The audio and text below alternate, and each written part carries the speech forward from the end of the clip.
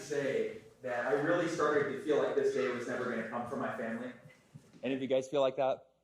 On Easter, we were planning to join you guys. So many people came in person on Easter. That was already a month ago. Weird, right? So we were going to be here, and then, of course, something happened, because I feel like expect the unexpected during the pandemic, right? So the night before we were going to come, all of a sudden, my wife, Brandy, had this weird sensation. She was cooking hamburger, which tends to smell up the house, with onions and everything that goes with it. And she said, "This is weird. This hamburger doesn't smell like much."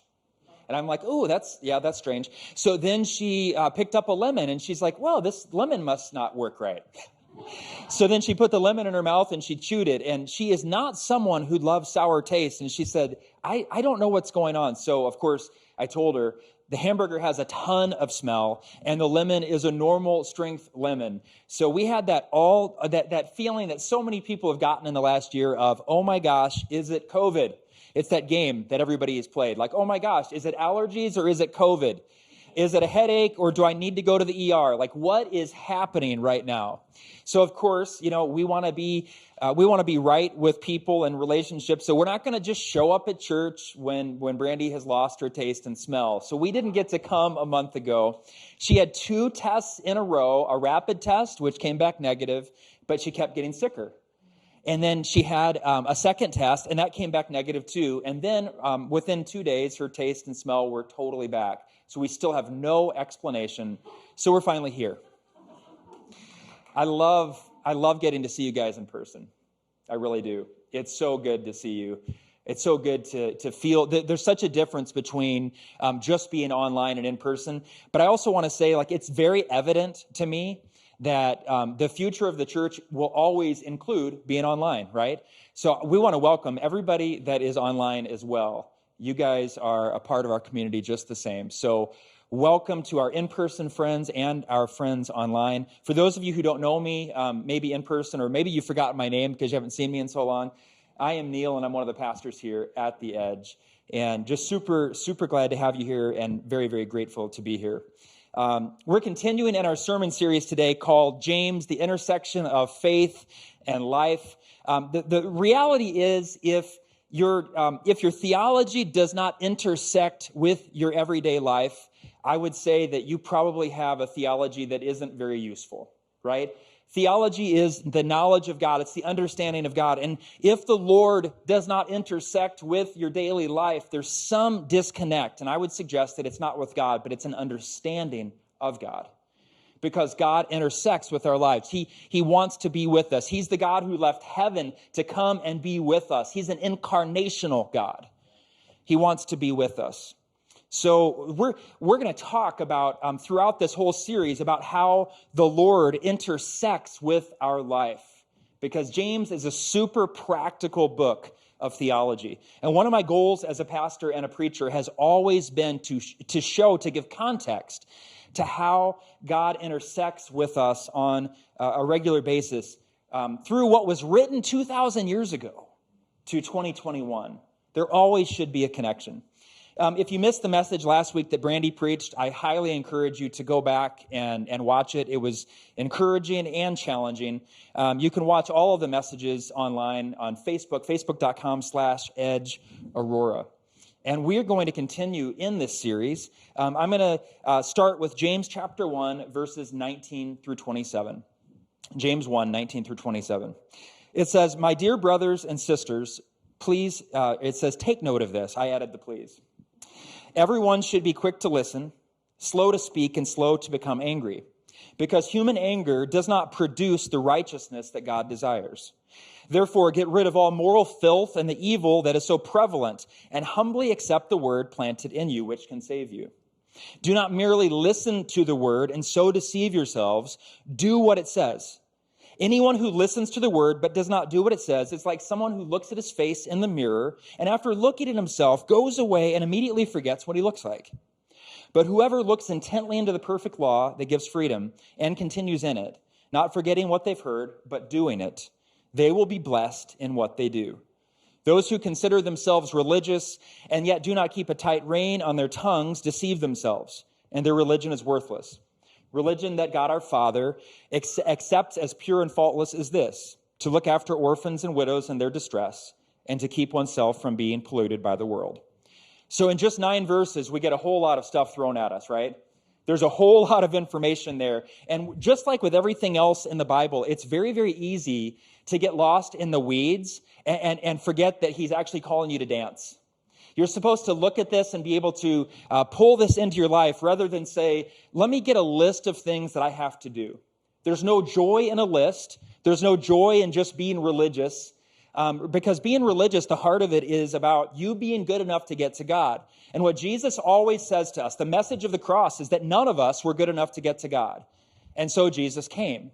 So the whole point is not, hey, make sure you tick off this list of things, but it's describing what life being filled by the Spirit of God looks like. And there's a lot here. So let's look at the 30,000-foot view. Let's back up and say, so if it's not about ticking off this religious list of things, what is this all about?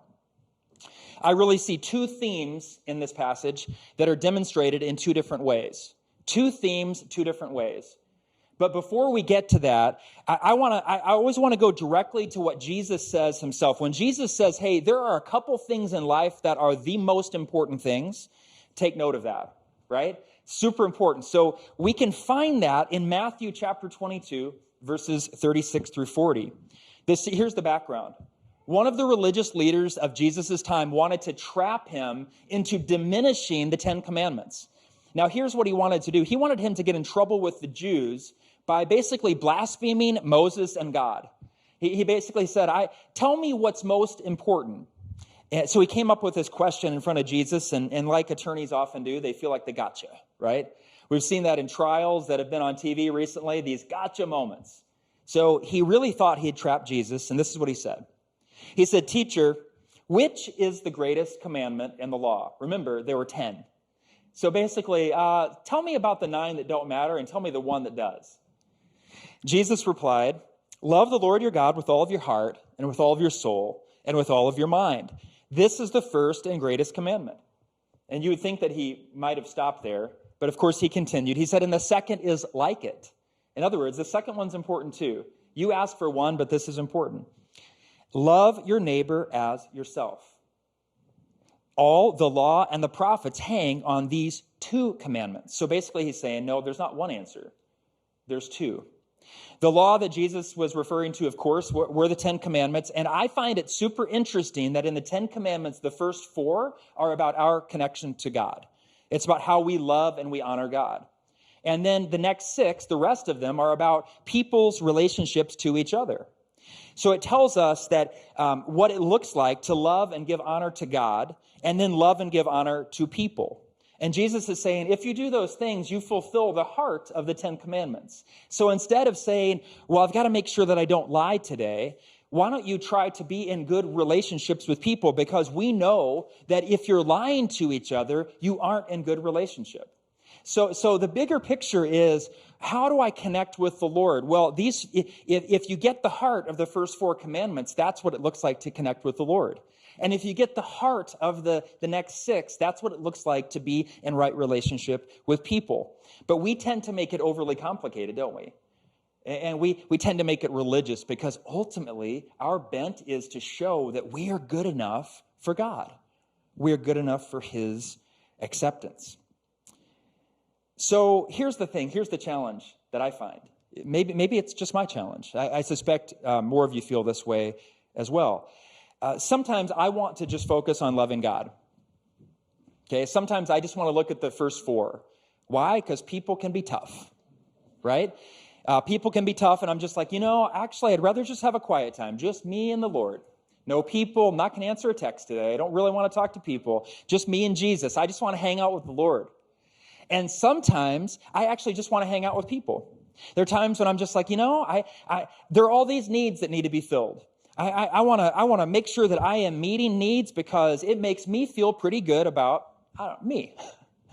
It makes me feel pretty good about myself. And what Jesus is saying to us is basically, listen, you will have times in life that you're going to lean one way or the other. You want to feel more connected to God because you're struggling with people, or you want to feel more connected to people because you're struggling with God. And what he's saying is the love of God and the love of people can never be separated.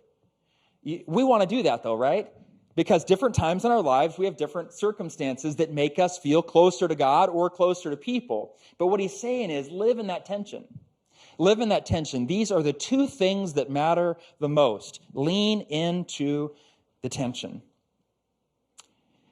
1 John 4:20, it's a warning for those who claim to be religious but live like devils with people, right? We've probably all done that before too. And we've definitely seen people that have done that. Listen to this. It says, whoever claims to love God, yet hates a brother or sister is a liar. But it says, for whoever does not love their brother or sister whom they've seen cannot love God whom they have not seen. Is it any wonder that when our relationships get a little bit rough, that we lean more towards God? Yeah, God, I love you, but I don't love those people that you put around me. But in 1 John, we're told you can't separate the two, because if you love God and you hate people, the love of God is not in you. He doesn't hold back. He doesn't mince words. He says you're actually a liar. This isn't speaking to people who are wounded. This isn't speaking to moments in life where you're struggling. We are all strugglers. You're never going to walk this out perfectly. But what it's saying is, if you see a consistent pattern, you see a trajectory in your life that leads you away from people and just to God, it could be that you're not understanding what the love of God and the love of people looks like. And on the other side, Jesus shared a parable about what it looks like to live in a way without considering God, because that's very possible too. Luke chapter 12, verses 16 through 21, he told them this parable: the ground of a certain rich man yielded an abundant harvest.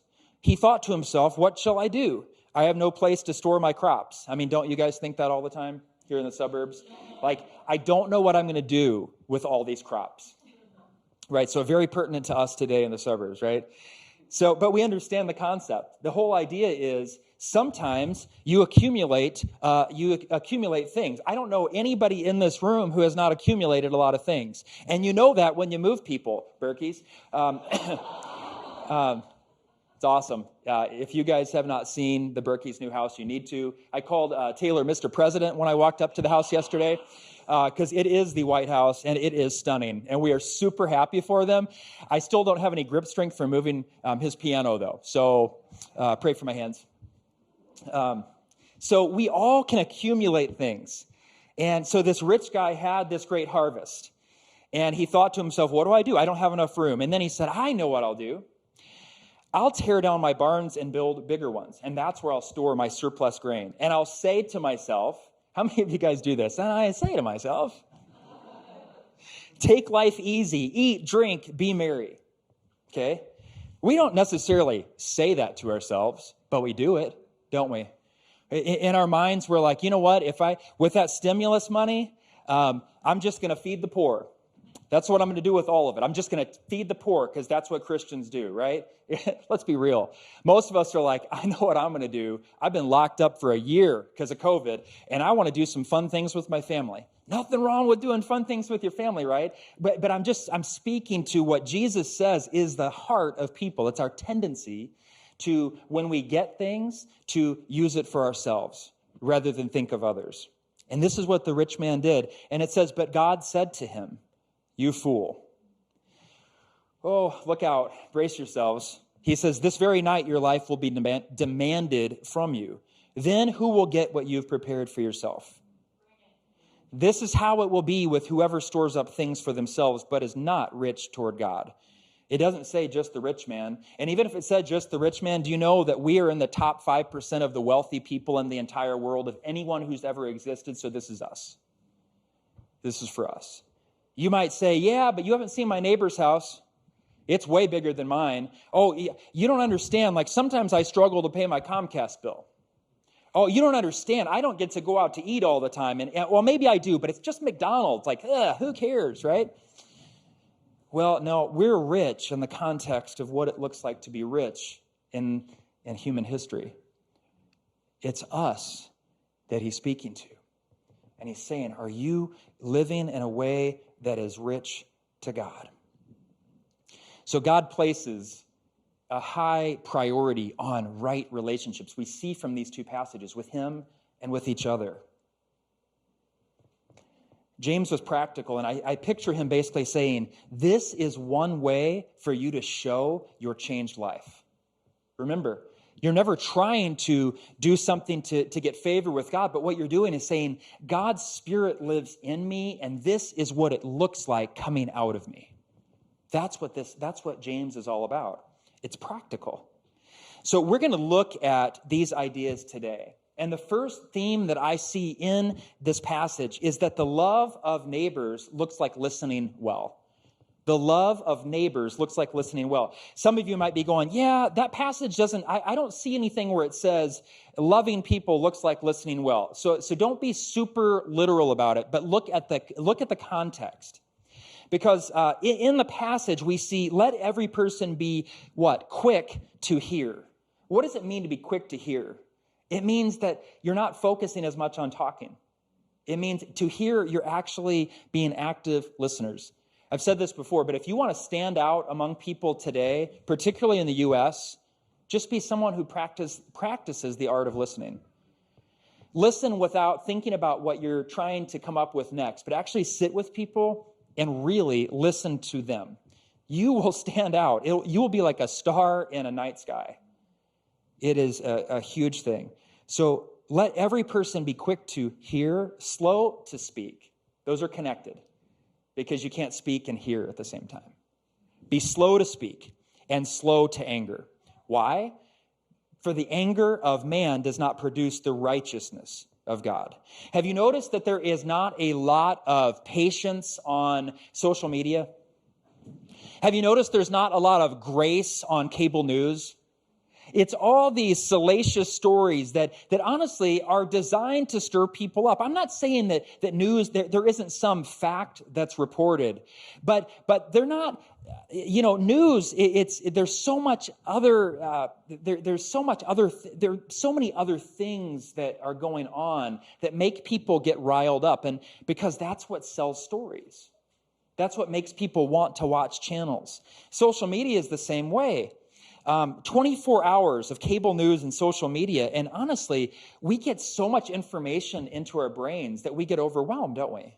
We get overwhelmed and we're agitated and we have a hard time sleeping. And then we find ourselves getting really angry. You're getting angry sometimes at people who have posted something that you've never had a conversation with. You have to wonder, what is actually going on? And who is behind this? We need to pull the curtain back and say, who is actually pulling the strings here? Because this is serious stuff, and it riles us up. It's almost like I picture this dry Northern California season. If you've ever been in Northern California, like in the summer, you smell fire almost as soon as you walk outside because it's so dry. And there are all these warnings out there like, hey, make sure you don't smoke anything near this because it's going to light up around your house. The houses are going to burn down. And then it's like, wait a second, that's just like social media. I feel like we need to say, this is a particularly dry season. Be careful what you post. Be careful how you respond. Listen more. Have conversations where you're not trying to just drive an agenda. One of my favorite tweets, though, speaking of social media, I think it can be used for good. One of my favorite tweets that I see some really wise people post on a semi-regular basis is this. Good morning, Twitter. What are we angry about today? It's one of my favorite ones. I always laugh inside I'm just like, oh, this person really does understand Twitter world. What are we angry about today? Because there's going to be someone who's angry, and there will be someone else who will amen your anger. And all of a sudden, we have this this echo chamber that creates this chorus of angry people that feel really great about being angry. And there's something really mixed up about that, right? That's not the way it's supposed to be. But it happens. Here's the deal. There are plenty of things to get angry about that are righteous. Plenty of things. Plenty of things. God is angry when the poor are oppressed. We know this. All throughout Scripture, his heart's with the poor. God is angry when there are people who don't have enough, and then the rich people, read us, don't do enough to take care of their needs. He's angry about that. He's disappointed. He wants us to step into people's need.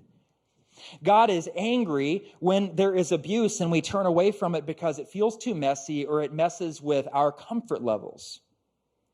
But this is not what James is addressing. In this passage, James is telling us ultimately what we already know, that when we are fired up about something, it's the absolute worst time to open your Twitter app. It's the worst time. When you're really fired up about something, slow your roll. Make your thumb slow down a little bit. You don't have to tweet every single thing you think, right? It's the worst time to do it, and yet it's the time that we are most likely to do it. Haven't you ever heard before, like, if you're mad about something, draft an email first, sit with it a while, and then kind of mellow it out. And if you need to send something, great, send it. But if you look back and you're like, wow, I was a little fired up, like there is some wisdom in slowing down and being willing to look at what's actually happening before you send that message. It is so hard to care for people when we are actively seeking to destroy them on social media. Really hard. It's also really hard to care for people when you're vague booking about them. Do you know what I mean by that? Do you know what vague booking is? When you're posting something about someone, but you don't use their name, but everyone knows who it is. Right? That's not a good look. It's really not. And particularly for Christians. Like, we shouldn't do that. There are certain things that we should look different in. Proverbs 10:19 says it very simply. It says, sin is not ended by multiplying words, but the prudent hold their tongues. I think today, the author of Proverbs would say, the prudent will slow down their thumbs. You don't have to say every single thing that you think. James is telling us these simple, practical ways that faith looks like. It looks like in the context of communication, and it starts with listening. Because when we listen first, we're honoring the other person. And we've talked about this a lot at The Edge, that we want to be a culture that really does honor people. And I think that fosters relationships, and it honors the Lord too. To be very clear, sometimes having to talk about things like this, I'm like, yep, I'm convicted.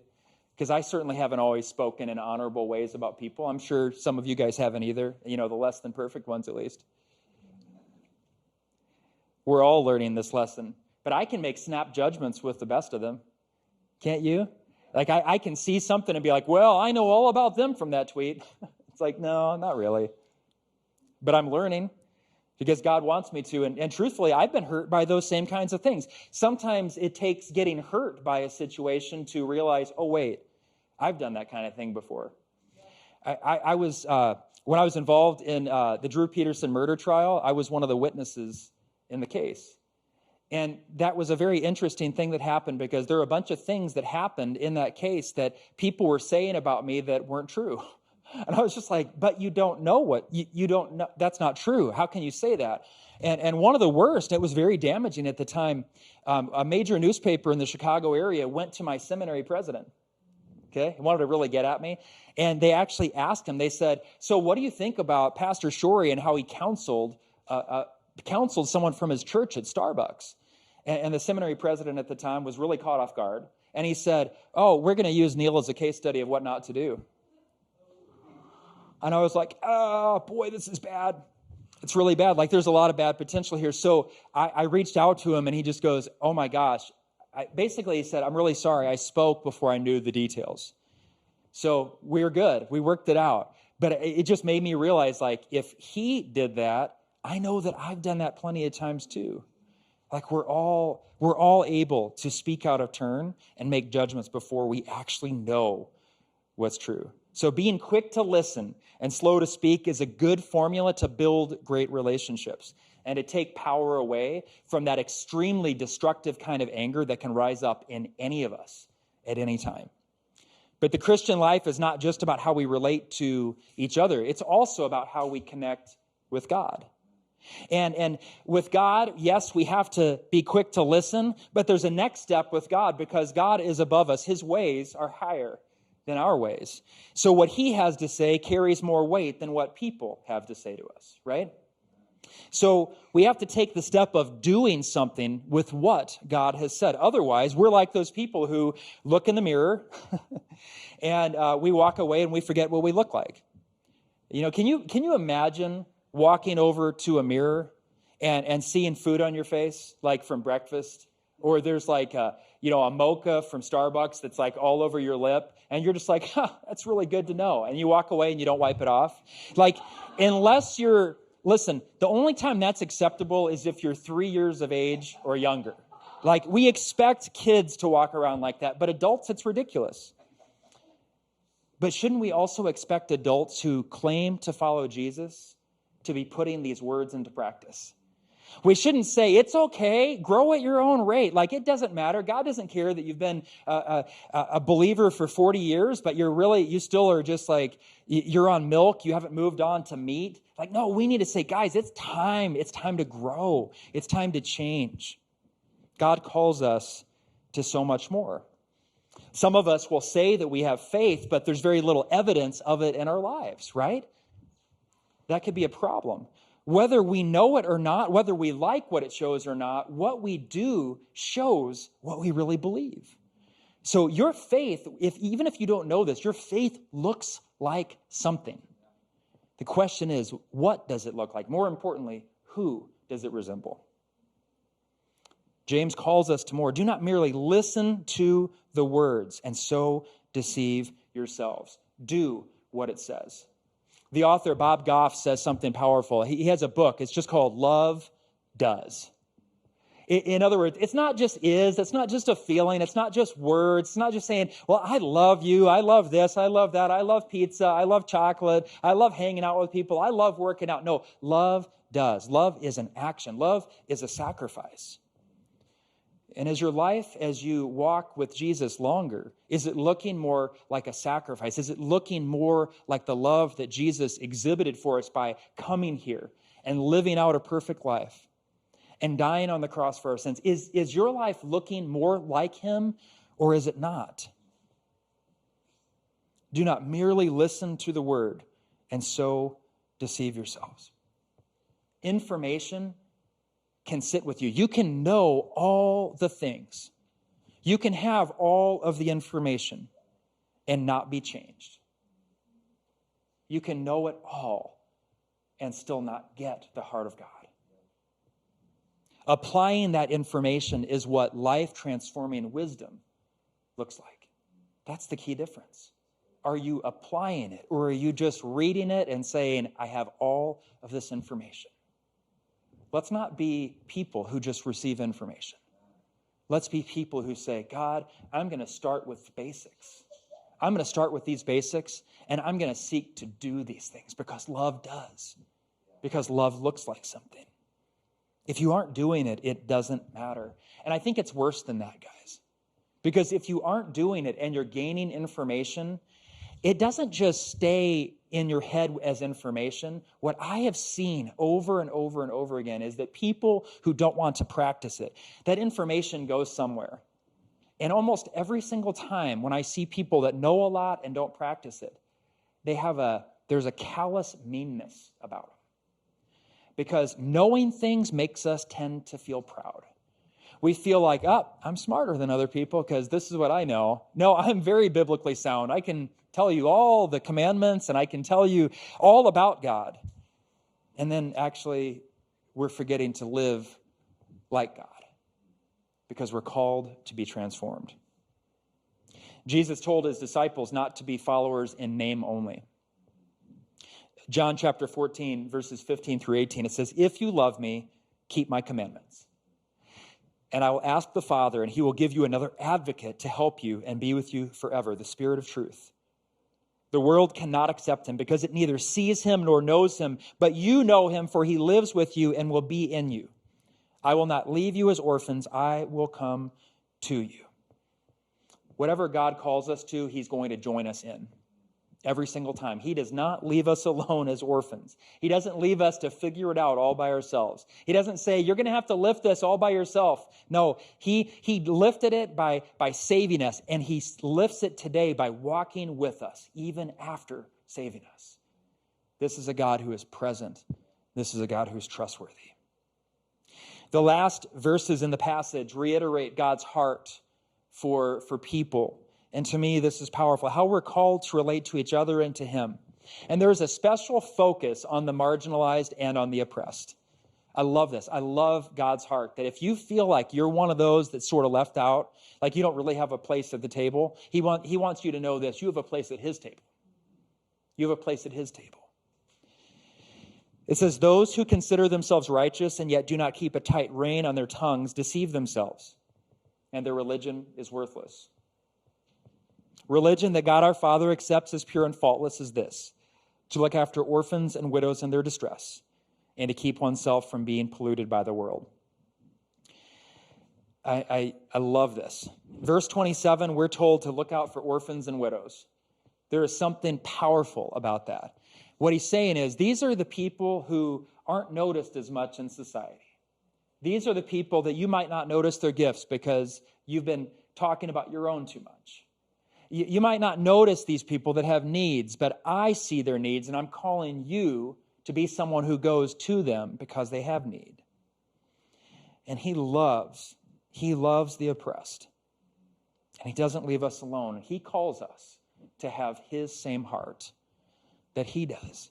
What he's saying is, he's saying, listen, I get it. Human nature, it's really tempting to look at people who seem to have all the gifts, have all the passion, have the looks, have the clothes, have all those things. But no, I want you to be someone who goes to those who don't feel like they've got a place, those who don't have enough money, those who don't have enough provision. I want you to show the love of God by being someone who provides for them, because it's my Spirit who has motivated you to do it.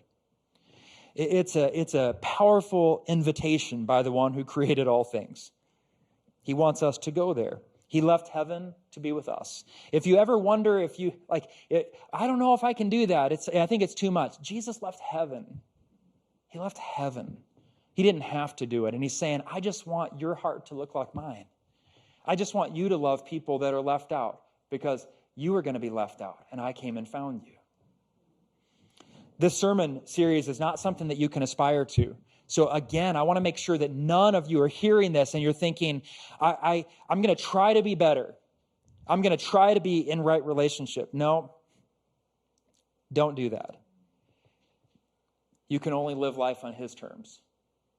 And for some of you, that feels a little bit scary, because for some of you, you might be tempted. You might have some wounding that makes you think, yeah, but in my life, the people who were supposed to love me the most didn't. And that makes me scared of this God who you say is all powerful, and I have to submit to him. Let me just say this. I hear you, and I know God sees you. He's not mad at you. He knows what you've been through, and he is with you, and he will walk you through it. You can be frightened, and just know this: God is not hurrying you, and he is not pushing himself on you. He sees you and he loves you.